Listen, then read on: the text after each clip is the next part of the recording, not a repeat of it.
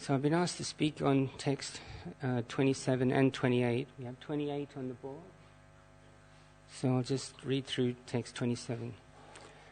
In the translation, all the rishis, manus, demigods and descendants of Manu, who are especially powerful, are plenary portions or portions of the plenary portions of the Lord. This also includes the Prajapatis. So one sentence purport. Those who are comparatively less powerful are called vibhuti, and those who are comparatively more powerful are called avesh, incarnation. So it comes to today's verse. Translation. All of the above mentioned incarnations are either plenary portions or portions of the plenary portions of the Lord. But Lord Sri Krishna is the original personality of Godhead. All of them appear on planets whenever there is a disturbance created by the atheists. The Lord incarnates to protect the theists. So this is quite a lengthy purport, but it's a magnificent purport, so please try and stay attentive. In this particular stanza, Lord Sri Krishna, the personality of Godhead, is distinguished from other incarnations. He is counted amongst the avatars, incarnations, because out of his causeless mercy, the Lord descends from his transcendental abode. Avatar means one who descends. All the incarnations of the Lord, including the Lord himself, descend on the different planets of the material world, as also in different species of life, to fulfill particular missions. Sometimes he comes himself, and sometimes his different plenary portions, or parts of the plenary portions, or his differentiated portions, directly or indirectly empowered by him, descend on this material world to execute certain specific functions. What I understand from that sentence is that Krishna comes either as Vishnu Tattva, and he can also come as an empowered jiva, is a Shakti-avesh avatar. That's what I take to be the meaning of his differentiated portions, directly or indirectly empowered by him. And when he's talking about portions or plenary portions, he's talking about Vishnu Tattva. Plenary meaning complete.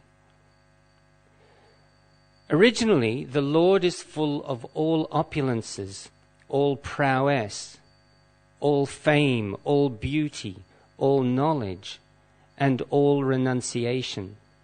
When they are partly manifested through the plenary portions or parts of the plenary portions, it should be noted that certain manifestations of his different powers are required for those particular functions.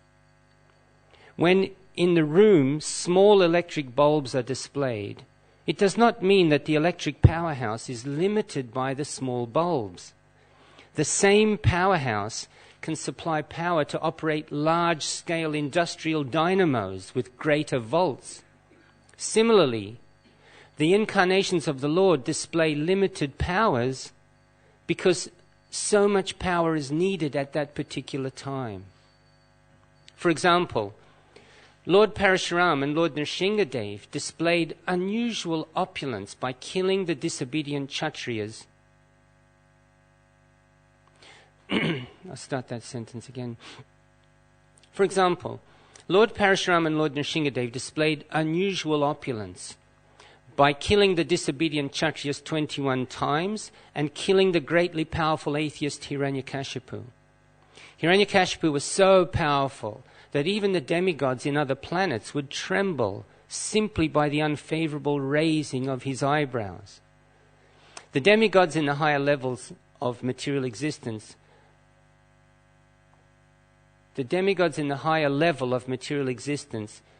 many, many times excel the most well-to-do human beings in duration of life, in beauty, in wealth, paraphernalia, and in all other respects. Still, they were afraid of Hiranyakashipu. Thus we can simply imagine how powerful Hiranyakashipu was in this material world. But even Hiranyakashipu was cut into small pieces by the nails of Lord Nrsingadev. This means that anyone materially powerful cannot stand the strength of the Lord's nails. Similarly, Jamadagnya, which is another name for Parashuram, Lord Parashuram, displayed the Lord's power to kill all the disobedient kings, powerfully situated in their respective states. The Lord's empowered incarnation Narada Muni and plenary incarnation Varaha, as well as indirectly empowered Lord Buddha, created faith in the mass of people. The incarnations of Ram and Dhanvantari displayed his fame, and Balaram, Mohini, and Vamana exhibited his beauty. Dattatreya, Matsya, Kumar, and Kapila exhibited his transcendental knowledge. Nara and Narayan Rishis exhibited his renunciation. So all the different incarnations of the Lord, indirectly or directly, manifested different features. But Lord Krishna, the primeval Lord, exhibited the complete features of Godhead, and thus it is confirmed that he is the source of all other incarnations. And the most extraordinary feature exhibited by Lord Sri Krishna was his internal energetic manifestation of his pastimes with the cowherd girls. His pastimes with the gopis are all displays of transcendental existence, bliss, and knowledge, although these are manifested apparently as sex love. The specific attraction of his pastimes with the gopis should never be misunderstood. The Bhagavatam relates these transcendental pastimes in the 10th canto, and in order to reach the position to understand the transcendental nature of Lord Krishna's pastimes with the gopis, the Bhagavatam promotes the student gradually in 9 other cantos.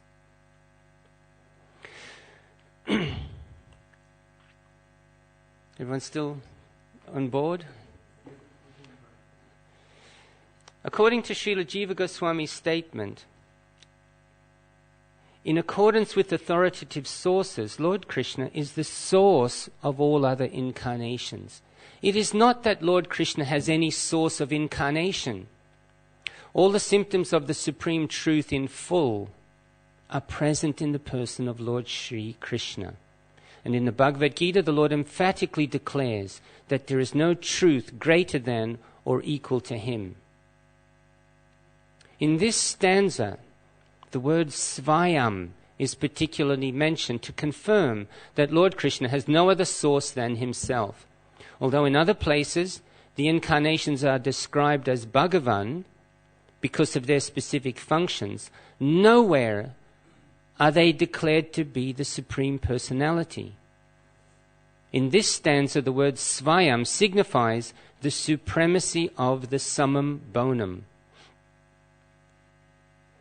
The Summum Bonum Krishna is one without a second. He himself has expanded himself in various parts, portions, and particles as Svayam Rupa, Svayam Prakash, Tadekatma, Prabhav, Vaibhav, Vilas, Avatar, Avesh, and Jivas, all provided with innumerable energies just suitable to the respective persons and personalities.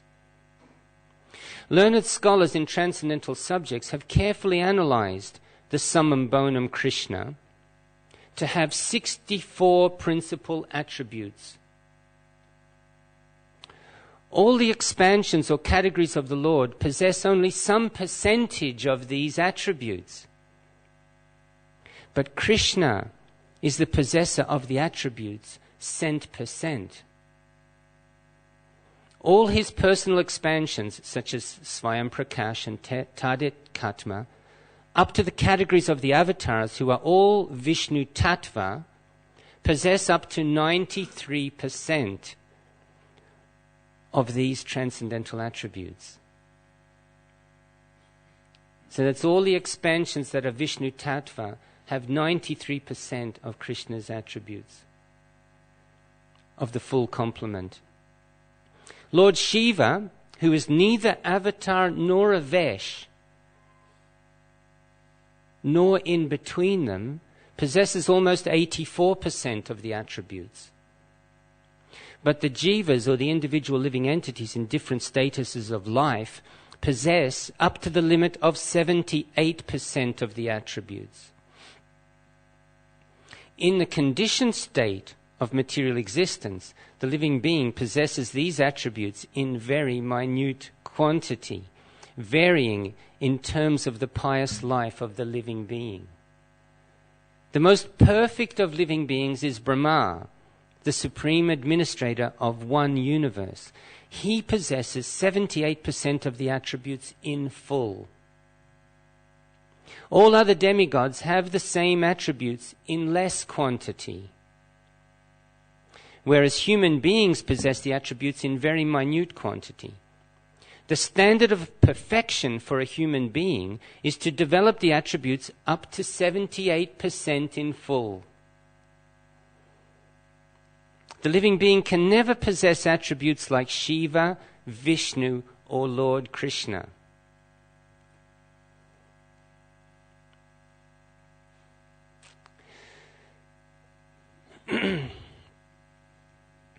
So therefore the attempt to imitate Krishna is impossible. In principle, it's impossible. So the attempt is actually totally foolish from the start. As it says here, the living being can never possess attributes like Shiva, Vishnu, or Lord Krishna. But it is possible for us to possess attributes like those of Lord Brahma. At least theoretically we can accept that. But theoretically it's not possible to accept attributes such that Lord Shiva or the Vishnu Tattva or Krishna possesses. A living being can become godly by developing the 78% transcendental attributes in fullness, but he can never become a god like Shiva, Vishnu or Krishna. He can become a Brahma in due course. The godly living beings who are all residents of the planets in the spiritual sky are eternal associates of God in different spiritual planets called Haridam and Mahesh Dham. The abode of Lord Krishna above the spiritual planets is called Krishna Loka or Goloka Vrindavan. And the perfected living being, by developing 78% of the above attributes in fullness, can enter the planet of Krishna Loka after leaving the present material body. Om Jnana Timrandasya Gyananjana Shalakaya Chakshurmilitam Yena Tasmai Shri Guruve Namaha. I was born blinded by the darkness of ignorance, but my spiritual master is opening my eyes with the torchlight of knowledge, and I therefore offer my humble obeisances unto him. Nama Om Vishnupadaya Krishna Abstai Bhutale Shrimate Shivaram Swaminate Namane. Nama Om Vishnupadaya Krishna Abstai Bhutale Shrimate Bhaktivedanta Swaminate Namane. Namaste Saraswati Devi Gauravani Pracharne Nirvishesha Shunyavari Pashkachandishtarne. Mukam Karoti Vachalam Pangam Langaite Grimya Kripatamaham Vande Shri Gurundinatanam Vande Shri Krishna Chaitanya Nityananda Sahodito Goradai Pushpanvato Chitro Shando Tamonado Shri Chaitanya Mano Bishtam Stapitam Yanabhutale Swayam Rupa Gadamayam Darati Svapadantikam. When will Rupa Goswami, who has established the mission to fulfill the desire of Lord Chaitanya, give me shelter under his lotus feet? Ete chamsakala pumsam Krishnastu Bhagavan Swayam Indrari Vakalum Lakam Mridayanti Yuge Yuge. All the above mentioned incarnations are either plenary portions or portions of the plenary portions of the Lord, but Lord Sri Krishna is the original personality of Godhead. All of them appear on planets whenever there is a disturbance created by the atheists. The Lord incarnates to protect the theists. Thank you very much. Thank you very much for giving me the opportunity to give this class. This verse, especially really to be given the opportunity to speak on this verse, which is called there's different references to this verse. It is the Paribhas Sutra verse of the Bhagavatam. So that some of the terms of description are, this is the emperor verse, or the commanding verse of the Srimad Bhagavatam. What Paribhas Sutra means is that it is the really the most important verse of that particular scripture. And every scripture has a Paribhas Sutra. Jiva Goswami says that of all the verses in the Srimad Bhagavatam, they're like soldiers in an army. And every army has to have a commander. And the Paribhas Sutra is the commanding verse that controls all the army. And all the soldiers, all those other verses, have to be understood via the lens that the Paribhas Sutra gives you. You see all the other verses through that lens of this Paribhas Sutra and understand it. It sets the theme of that scripture. So it's a very important verse. I was trying to find out which is the Paribhas Sutra of Bhagavad Gita. My own thoughts were that it was going to be either Janma Karma Chame Divyam or Sarva Dharmam Prityaja. But the best I could do was hearing a class from Mahanidhi Swami, and his statement was that Aham Sarvasya Prabhavo is the Paribhas Sutra of the Bhagavad Gita. So this is important, this verse, because in this chapter, the chapter is called Krishna is the source of all incarnations. And we've just gone through a list of all these expansions and incarnations of Krishna. I counted them, there's 23 of them.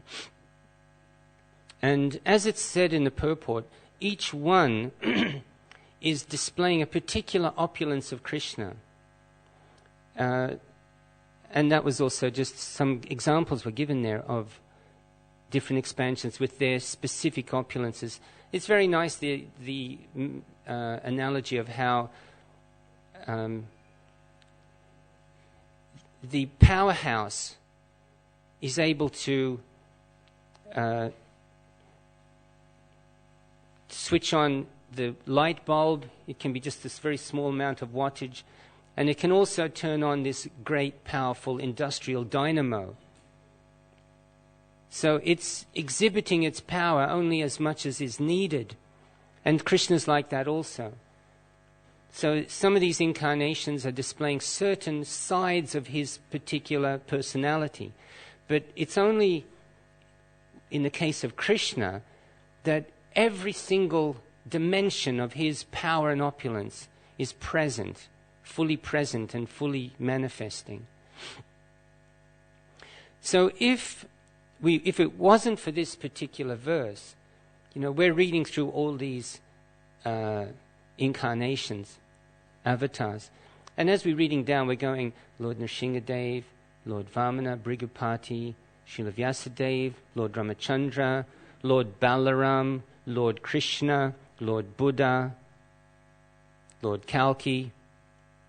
So we might think, somebody reading that might think, if it wasn't for this verse, this Paribhas Sutra verse, somebody might think Krishna is just another name on the list. Who's the Supreme Personality of Godhead? maybe it is Lord Vishnu after all.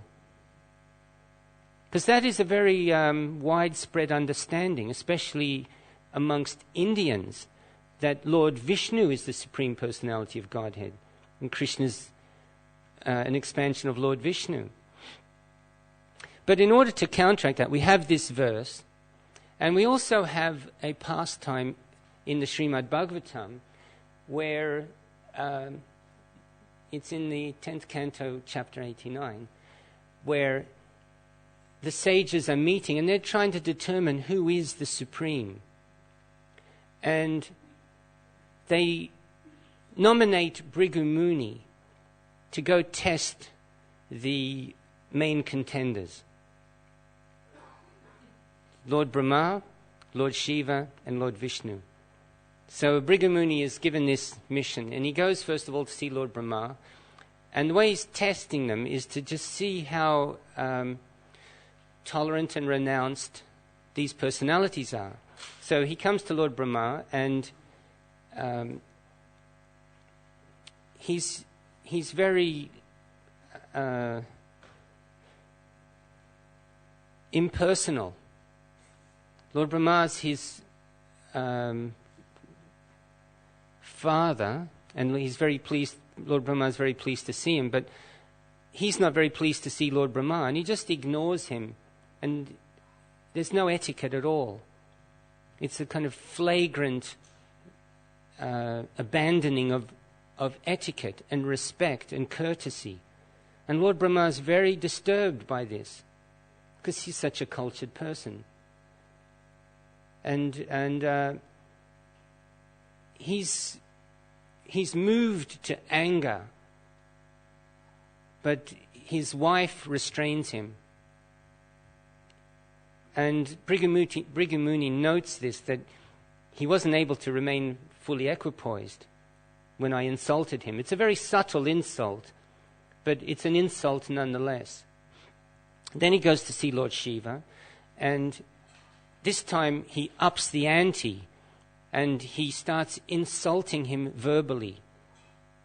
So it's no longer just a subtle insult, it's quite a tangible insult. He's just throwing all sorts of very unpleasant and insulting words to Lord Shiva. And Lord Shiva is just completely, this is his brother speaking to him, and he's completely aghast at being treated like this. And he's going to physically assault Bhrigu Muni for behaving in this way, teach him a proper lesson. But Parvati has to physically restrain him. And Bhrigu Muni probably wipes his brow and says, phew, okay, onwards. But he takes note of Lord Shiva's reaction. Then he goes to see Lord Vishnu, and this time he thinks, I'm just going to do the ultimate blasphemy. And he kicks Lord Vishnu in the chest. It's a physical assault. So each time it's a greater degree. And Lord Vishnu's response is that he's concerned that Bhrigu Muni may have hurt his foot in kicking him in the chest. So he's very gentle, and he's just very concerned, and he's making sure he's all right. And then does he wash his feet? I'm not sure if he washes his feet or not, but he's very kind and gentle to him. And so Bhrigu Muni goes back, and he's explained to the sages that clearly Lord Vishnu is the most advanced. So that establishes Lord Vishnu, but as we've sort of noted here in the purport, Lord Vishnu, the Vishnu Tattva, have 93% of Krishna's attributes. So that's all right to read, but how do we sort of look in the scripture and really find a pastime that establishes Krishna's ultimate supremacy even over the Vishnu Tattva? And so in that same chapter, there is a pastime where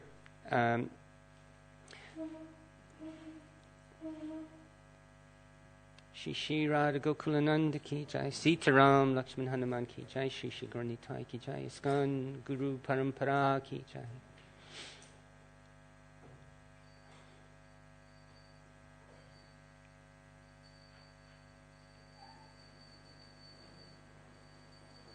Hare Krishna.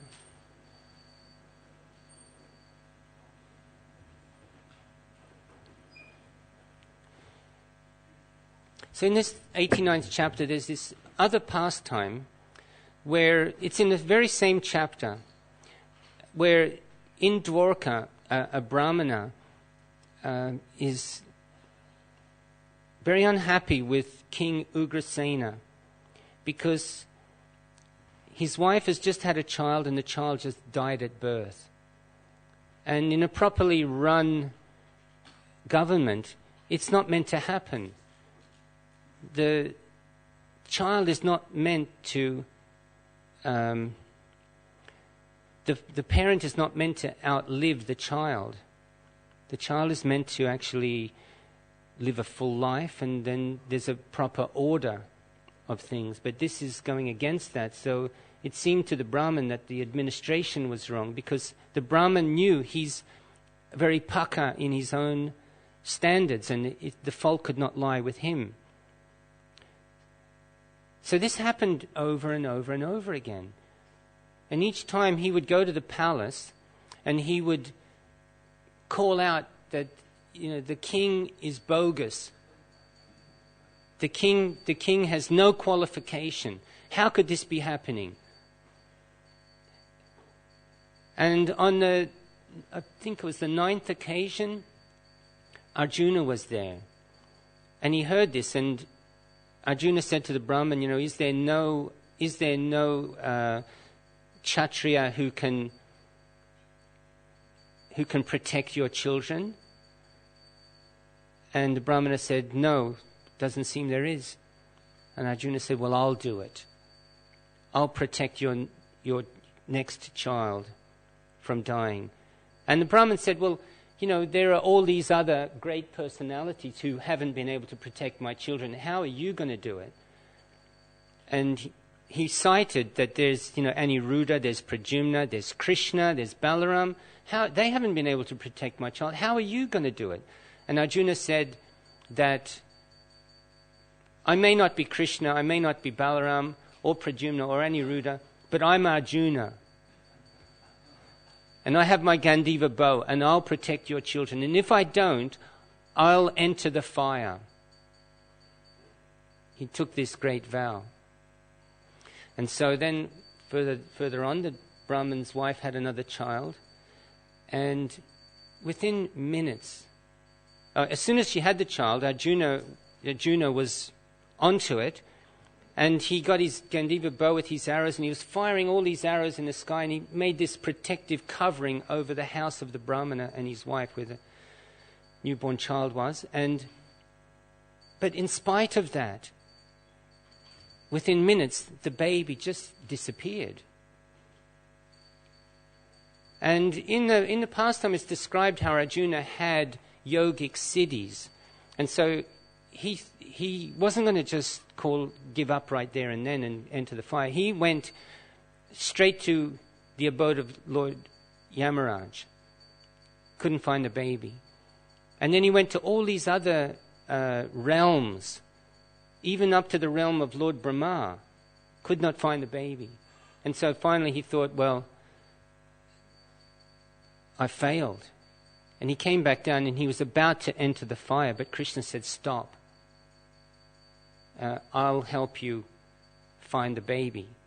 And Krishna brought his chariot with his 4 horses, and they set off on this journey to find these babies of the Brahmin and his wife. And so they went through the coverings of the universe. And it's a very sweet kind of touches to the storytelling, because as they went through the coverings and they entered into this part of the universe which is just total darkness, complete pitch black, it's described how the 4 horses of Krishna's 4 horses started to get intimidated, and they started to rear their heads, and they were unhappy. They were scared. And Prabhupada mentions in the purport that they were Krishna's horses. Nothing scares Krishna's horses, but they were playing the part of ordinary horses. Here they are, pulling a chariot through the different layers of the universe. What ordinary horse can do that? But then when it comes to the darkness, they're acting like they're ordinary horses, because they're just, everything about Krishna is to do with enjoyment and ecstasy. And Krishna's also just playing the part of a human being. It's a kind of an achintya phenomenon. When Krishna plays the part of a human being, it's achintya, because it's like a human being and it's not like a human being. When in the pastime of Govardhan Hill, like if there's too much rain coming down, any human being will just get an umbrella. And Krishna's the same. When there's too much rain coming down, he just gets an umbrella. But his umbrella is Govardhan Hill. So he's acting like a human being, but at the same time, it's God acting like it's clearly not a human being like any of us. So he's relishing this role-playing of being like a human being, entering into a role. And so the horses as well. Finally they arrived. Krishna took the chariot to the abode of Lord Vishnu, Mahavishnu. And that's where the babies were, because the babies had been stolen by Mahavishnu. And the reason Mahavishnu stole the babies was because Mahavishnu wanted the darshan of Krishna. And so in this pastime we're seeing clearly that Mahavishnu is subordinate to Krishna. So Krishna's status as Swayam Bhagavan is clearly established in this way. I just thought I'd mention one thing which fascinated me when I read this chapter. It's in the purport of the first verse of this chapter. And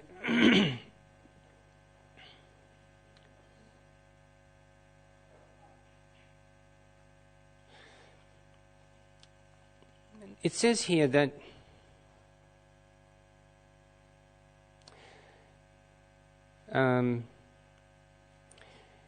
in the Bhagavad Gita it is mentioned that the material world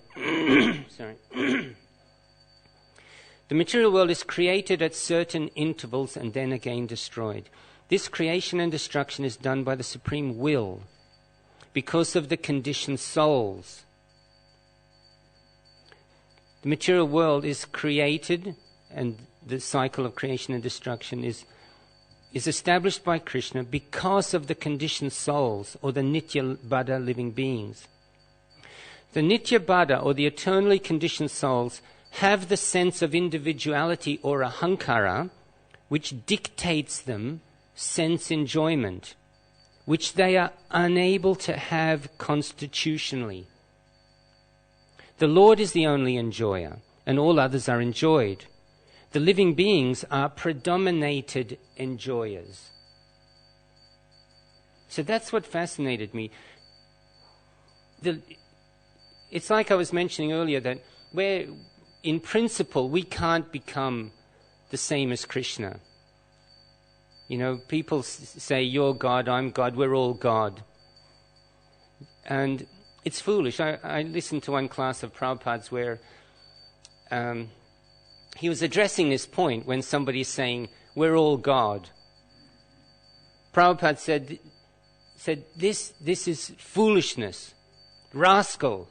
You call yourself God? God means controller. God is never controlled. You think you are controller. You eat too much, you have indigestion. Controlled. Just in that quick little frame, Prabhupada's showing how someone's claiming to be God, they eat too much. Sometimes he says you go to the dentist. How are you the controller? You're completely controlled by the material energy. But what this is, and it's saying that it's unconstitutional to try and enjoy like Krishna.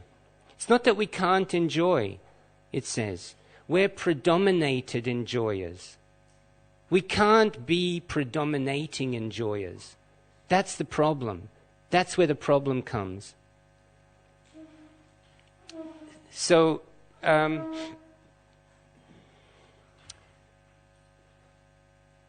everything's being shared in the spiritual world. There is Sat Chit Ananda. That's what the spiritual world consists of. But we have to understand our position. And as long as we do, then we can avail ourselves of this Sat Chit Ananda. But when we start to think, well, what would it be like to be the predominating enjoyer? Then we have to come to this material world. Because that can only be experienced in illusion. Because constitutionally it's not possible.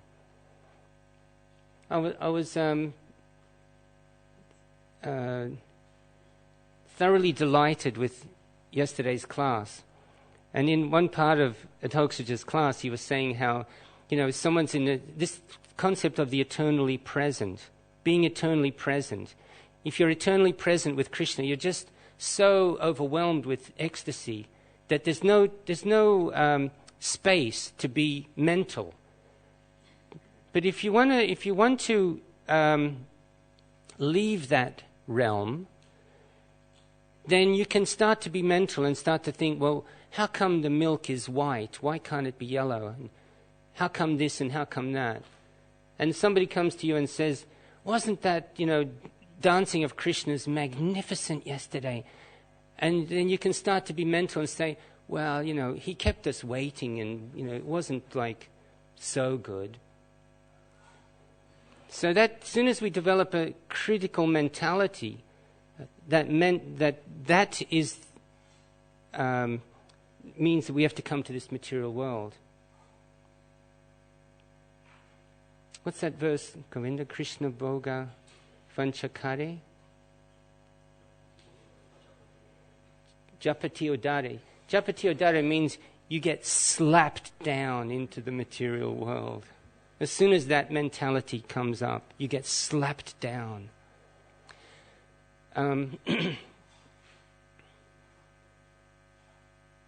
Okay, I won't have time to go into my other points. I'll just leave it at that. And thank you very much for your attention. Is there any comments or questions?